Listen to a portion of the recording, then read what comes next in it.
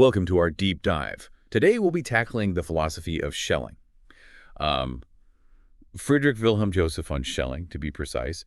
I think he's often seen as this bridge between the earlier German idealists, folks like Kant and Fichte, and then those who sort of went beyond idealism later on. Right. And since you're a philosopher, we're going to really get into the weeds here. Absolutely. So some of the big questions we'll be grappling with: how did Schelling view nature? I mean, it was more than just like a set of laws for him, and that whole mind to matter dualism problem. Did he have any solutions there? Yeah. Then there's this whole idea of absolute identity, which, let's be honest, can be a bit of a head scratcher. And of course, why did he end up parting ways with Hegel, thinking that reason just wasn't enough to really understand reality? Yeah, it's a lot to unpack for sure. It is a lot to unpack. So to kick things off, didn't Schelling start by trying to sort through some of those, loose ends left by Kant? Definitely. I mean, Kant's distinction between the phenomenal world, the world as it appears to us, and the noumenal world, the world of things in themselves, it created this huge gap between mind and matter. And Schelling felt like, well, you've got to address that. It's like that classic Kantian split. Oh. It leaves us with this question: how can we have a natural world that's all about cause and effect, deterministic laws, and yet still have the freedom to, think and make choices? Exactly. And it's super important to remember the context here. Schelling was right in the thick of this whole pantheism controversy. And then there was Jacobi and his whole thing about the unconditioned. Jacobi, right. That whole infinite regress of explanations, every cause needs a cause and so on. Where does it all begin? It feels like you just end up in this philosophical black hole. Mm-hmm. Did Schelling see a way out of that without, resorting to faith? He did. He really wanted to find a solution within philosophy itself. He didn't want to rely on theological leaps of faith. And one of the key ways he did that was through this idea of natural philosophy. So this is where nature becomes more than just, stuff just obeying rules, right? It's like this dynamic force, this creative power. I think he used the analogy of a magnet, right? Yeah, he did. A magnet with its two poles, they're both opposite and completely inseparable. Yeah. It's like a perfect image of how forces work in nature. Nature's not just sitting there passively. It's producing, it's creating. It's this constant process. And that productivity he talks about, it's not just out there in the world, it's in us too. We're connected to nature in a way that maybe Kant didn't fully explore. It's like we're not just observing nature from the outside, we're a part of this creative flow. Exactly. So it's not this strict separation between the subject, us, and the object, the world out there. Yeah. And that productivity, that's at the very core of his nature philosophy. It's what drives the world, makes it what it is. It's like he's saying nature is always in this state of becoming, always changing and evolving because of this creative energy. Yeah, exactly. And this idea, this constant becoming, it's a big part of how Schelling tries to bridge that gap between mind and matter. It's less like we're just rehashing Kant and more like we're seeing a whole new way of thinking about the world. Right. He wasn't content with just tweaking old ideas. He wanted to push the boundaries of philosophy. So where do we go from here? What's the next step on this Schelling journey? Well, this is where he gets into his system of transcendental idealism, where he tries to explain how the thinking subject to us emerges from nature, how consciousness actually arises from this creative force that's at work in nature. Now, I remember you mentioned something about Schelling's view of art and how it was almost like foreshadowing some of Freud's ideas. That was really interesting. Can you tell us a little bit more about that? Oh, yeah. That's a really cool part of his philosophy. He saw art as a way to understand both nature and our own minds, to peek into those unconscious parts of both. He believed that art goes beyond just our conscious intentions. So it's more than just the artist making deliberate choices. There's something deeper going on. Exactly. Just like nature has this dynamic productivity that's, kind of unconscious, the same goes for making art. And that's where it starts to get all Freudian. Right, because Freud really got into the unconscious, all those drives and desires that we're not always aware of. Exactly. So Schelling's, in a way, ahead of his time. He's recognizing that there are things happening in nature and in us that, our rational minds just can't fully grasp. And art, for him, gives us a glimpse into those hidden parts of ourselves in the world. So it's like art lets us see this deeper layer of reality, something that's beyond logic and reason. You got it. And this idea that reason has its limits, that's a really big deal when you get to how Schelling ends up breaking with Hegel. This is getting really interesting. Feels like we're about to hit a major turning point in our journey. We are. And to understand it, we've got to dive into Schelling's identity philosophy. This is where things get even more complex, more challenging. Lay it on me. I'm ready. What exactly does he mean when he says that the subject and the object are ultimately one? I mean, that's always seemed like a really profound idea, but also really hard to wrap your head around. Yeah, it's definitely one of those ideas that takes some wrestling with, but it's not like Schelling's saying that everything is literally like the same, just a big, boring blob of uniformity. Right, that wouldn't be a very exciting world to live in. Just a cosmic soup of sameness. Exactly. It's much more subtle than that. What he's getting at is this deeper unity, this kind of underlying oneness behind all the apparent differentness in the world. Like the subject and the object, mind and matter, they're not really separate things. They're more like two sides of the same coin. So there's this fundamental ground of reality, this absolute, and everything we experience, our own consciousness too, it's all just a manifestation of that ground. You're getting it. He actually uses the analogy of the earth to explain this. Think about it. The earth is one thing, right? But it's also got all this diversity within it. Mountains and oceans, forests, you name it. It's both unified and diverse at the same time. It's like that saying, we're all connected, but with this, like, heavy-duty metaphysical backing. It's not just a nice sentiment, it's this fundamental truth about reality. Precisely. And here's where it gets really interesting, especially for philosophers. Schelling argues that we can't just, think our way to this absolute identity. It's not something we can grasp just by using our concepts and logic. So then how are we supposed to understand it? Does it become a matter of faith? Not quite. What Schelling says is that we have to presuppose this absolute identity.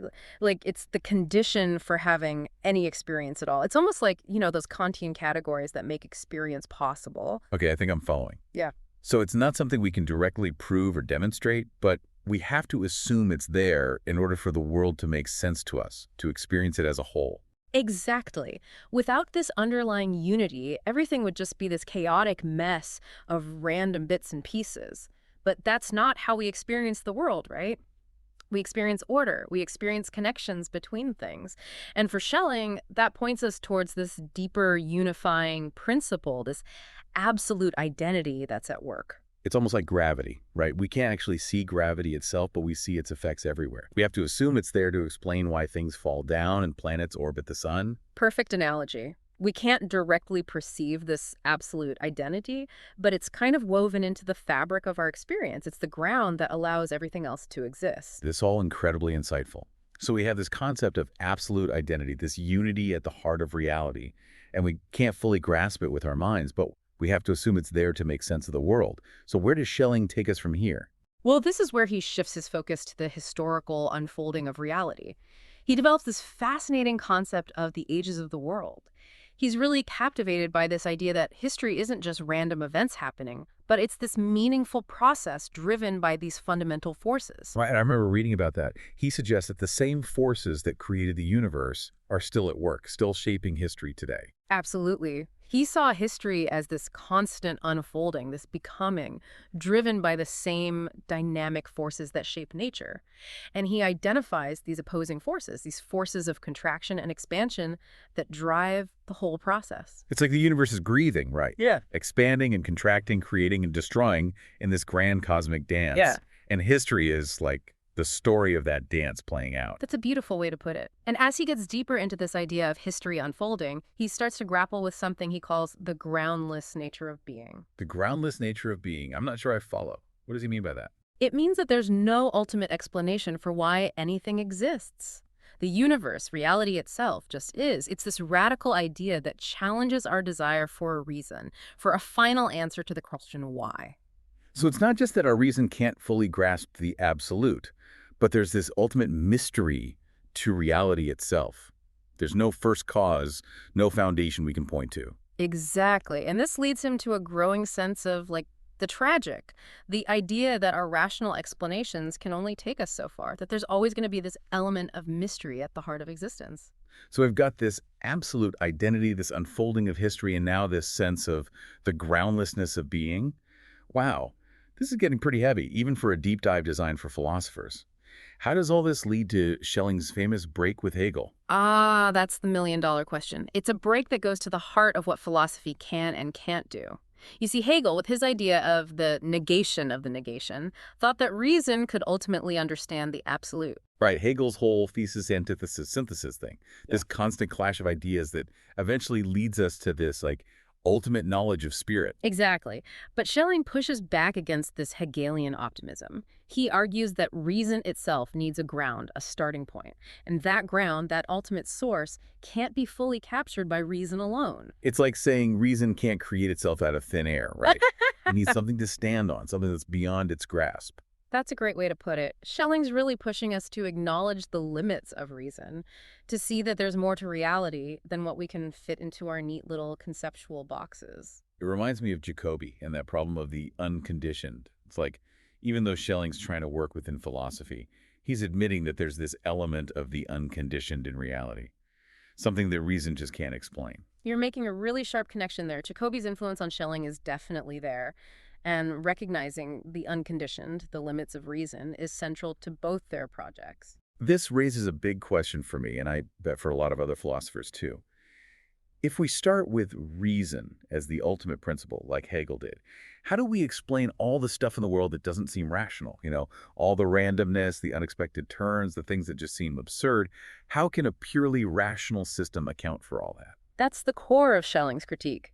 He's not saying reason is useless, but he's saying it doesn't tell the whole story. There's something more, something deeper, something that goes beyond what reason can grasp. And to engage with this something more, Schelling offers what he calls positive philosophy. Positive philosophy. What's so positive about it? What does it involve? Well, for Schelling, positive philosophy starts with what he calls the facticity of being. Instead of trying to, deduce reality from some abstract concept, we begin with the simple fact that things exist. We embrace the givenness of reality, even the parts that don't fit into our neat, rational categories. So it's about starting with the world as it is, with all its messiness and complexity, instead of trying to force it into some preconceived rational system. Exactly. And this shift, this willingness to embrace what's given, what's unconditioned, is what really separates Schelling from Hegel. It's what leads him towards a more, I'd say, tragic, more mystical, and maybe even more honest philosophical perspective. Man, this has been an incredible journey so far. We've gone from Kant's dualism to the pantheism controversy, from nature as this creative force to this idea of absolute identity, and now to Schelling's break with Hegel and his call for a positive philosophy. It's like we've hiked through the whole terrain of German idealism and come out on this totally new peak. And we're not done yet. There's still so much to explore in Schelling's thought.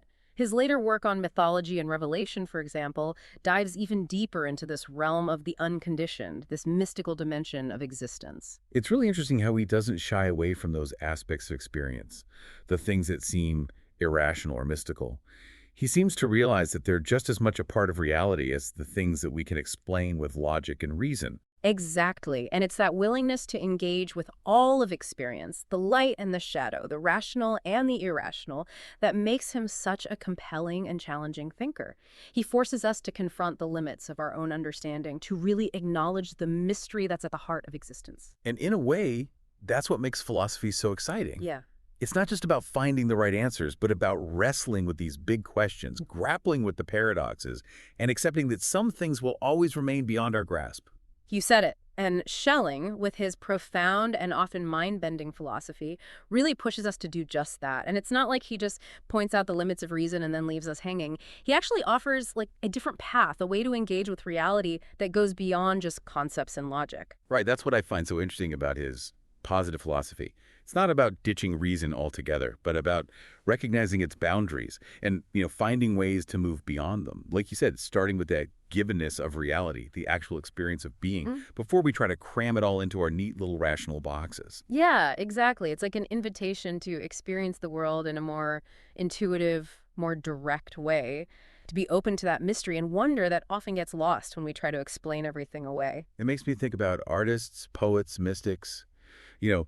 They seem to tap into this dimension of experience that's harder to reach with just the rational mind. They're not afraid to embrace things that are ambiguous, paradoxical, things that might even seem irrational. And that's what Schelling wants us to do, too. He's not saying reason's bad, but it's just one tool among many. We need other tools, other ways of knowing, other ways of just being in the world to really grasp the full richness and complexity of reality. It's like he's saying we need a dose of philosophical humility, recognizing that we don't have all the answers, and there are things that will always be beyond our understanding. And that's not a bad thing. It's actually an invitation to engage more deeply. It's about embracing the questions, the mystery, the unknown, just as much as the answers we find along the way. This makes me wonder about the implications for science. I mean, science is often seen as the realm of objective truth, observation and rational explanation. Does Schelling challenge that? He does, but in a subtle way. He's not saying we should throw out science, but that we need to understand its limits. There might be aspects of reality that we'll never fully explain scientifically, not because science is wrong, but because reality itself goes beyond our current ways of studying it. So it's not science versus mysticism or reason versus intuition. It's about seeing how all these different ways of knowing work together, how they each have their strengths and weaknesses. Exactly. It's about developing a more holistic view of knowledge, one that recognizes the value of different approaches. This has been an incredible deep dive into Schelling. We've covered his place in German idealism, his idea of nature philosophy, that wild concept of absolute identity, his thoughts on the unfolding of history, and of course, his call for positive philosophy and embracing the groundlessness of being. And throughout all of that, we've seen how relevant Schelling's ideas still are today. He really pushes us to think outside our usual categories and embrace a much bigger, richer vision of reality. And to you, our listener, we hope this has given you some new insights, maybe even sparked your own philosophical journey into the heart of Schelling's work. Thanks for joining us on this adventure. Keep questioning, keep exploring, and keep embracing that mystery of existence.